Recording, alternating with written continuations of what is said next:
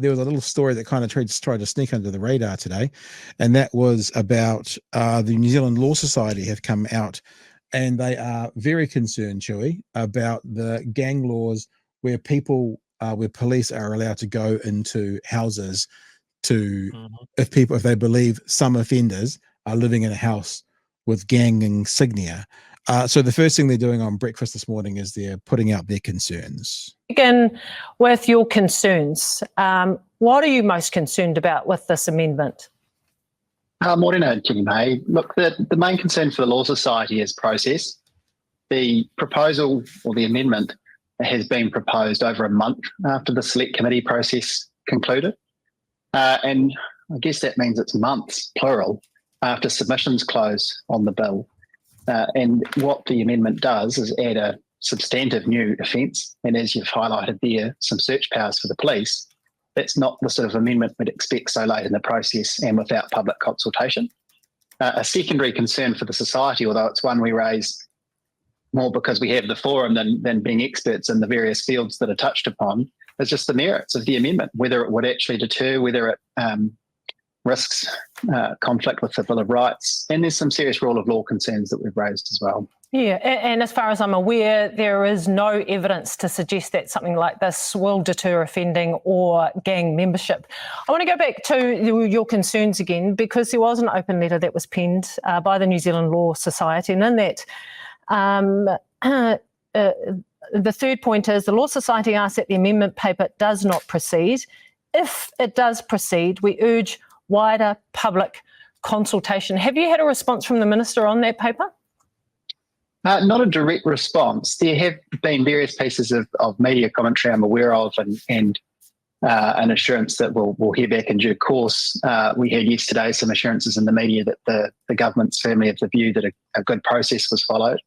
But aside from those media statements and so on, no, we have not had a direct response to the letter. Okay, Chris, we've got a response from the Justice Minister, Paul Goldsmith. It's funny, eh? He wouldn't respond to the Law Society, but media, I want to see my face in the media. I can't reply to you.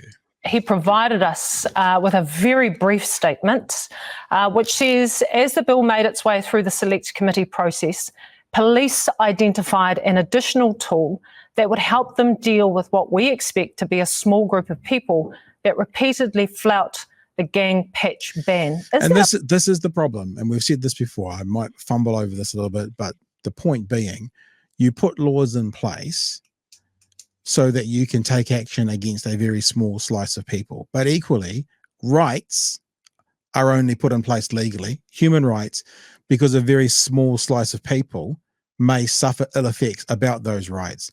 So it's a little bit like we're only as strong as our weakest link. Our human rights laws, our rights laws are only as strong as how they can defend bad people, because human rights are very different from criminal rights. And as kind of oxymoronical as it sounds, much like we only need laws around murder because a very, very slim percentage of people will commit it, we only need some kind of laws protecting our human rights because a very, very small number of people will be subject to victims of having human rights against them. And it doesn't matter whether they are wearing a white hat or a black hat or a good guy or a bad guy. All the human rights are the same for all humans. And that's when you're trying to carve out, these guys aren't going to have the same rights as others. This is, I think, what the Law Society is concerned about. This has got 60 seconds, Joe. You got to say anything before that? No, just to echo what you're saying there, yeah, making wholesale changes to a law to target a very small group of people sounds like the complete arse about face way to do this. Yeah. And that's where you get bad laws. Yep. Here we go. A reasonable response to a legal issue? Look, it's a response. The thing we've got to remember there is that the police are, at the select committee process, just one interested group, albeit one with significant experience. This is a very good point, because the police made this suggestion, and what the guy from the law side is about to say is, yeah, they were one group that submitted. If we're going to listen to them as one group, why don't we listen to all the other one groups and take on board what their suggestions are? It's a very interesting and well thought out answer. This experience in the field. And so that's a little bit like saying, look, one interested group came along and said this, and we've acted upon that, which is, even if they are a group that's particularly close to the action, not really what's intended. And I just urge those that are looking into this further to dig a bit deeper on some of these things, because my understanding is the police were tabling, or at least providing information along these sorts of lines around about March this year. Submissions closed in April. And so quite whether or not it was the police raising it as an enforcement concern or not, quite why it's not then put into the set committee process for consultation is something the society can't answer, but is certainly concerned about. So yes, response, look, the logic of it's flawless on paper. Someone suggested it, we thought it's a good idea, but that actually doesn't make it stand aside from any of the other many suggestions at select committee, none of which have received this treatment and none of which have resulted in the last minute and reasonably substantial amendment. Yeah. So there was lots of individual opinions from lots of individual groups.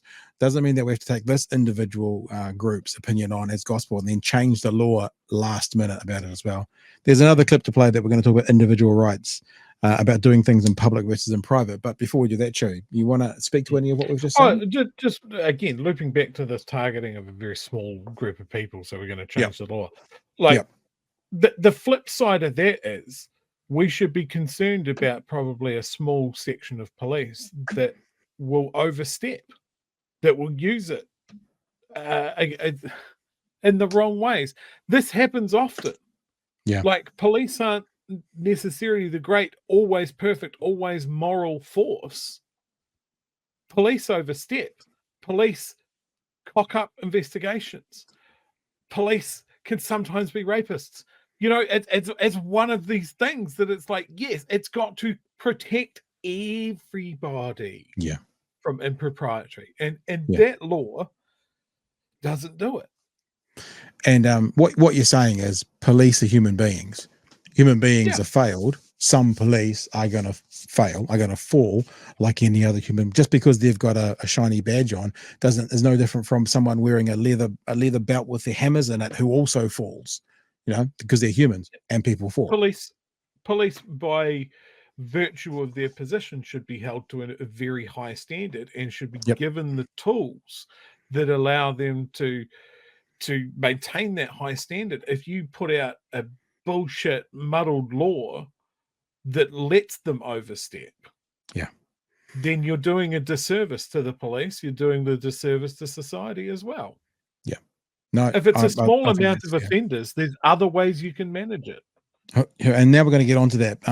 The Law Society is now going to talk about individual rights and legislation that's made to stop something happening in public. Why would you pass a law that also stops it from happening in private? And he goes on to talk a little bit about unreasonable search. Let's have a listen.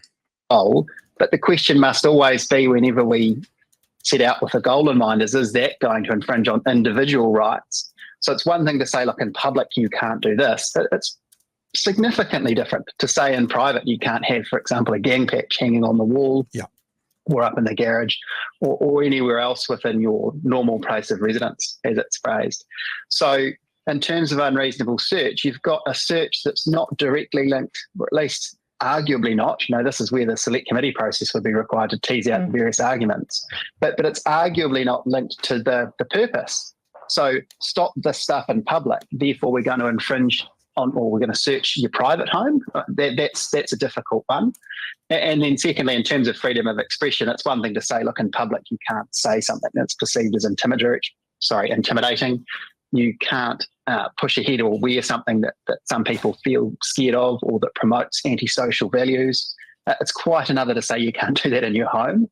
And it's quite alarming when one thinks about it right now. This is, tough on gangs, but if we take a complete ends justifies the means position, then what if future governments have the ability to get tough on with a simple majority in Parliament? And that's the whole point, that that famous poem, there was no one left to fight for me. First they came for the gypsies and I didn't speak up. And then they came for I didn't speak up. And then they came I didn't speak up. And then there was no one left to speak up for me. So that's the reason that even though you might consider some of these people who are coming under this law to be like, haha, sucked in, you're a bad person. But okay, if no one speaks up for them, then we don't speak up for another group. Then we don't speak up for another group. And then they come for you. That's what the Law Society doodlet is saying. Element in people's homes. There's all sorts of belief structures, cultural structures, and so on that people hold that others might not like. And I'm not for a moment sticking up for outlaw gangs and so on. But I am pointing out that on paper, and this is, the same law has to apply to everyone. If we go amending the law like this, then individuals' rights to expression and belief in their home are at risk.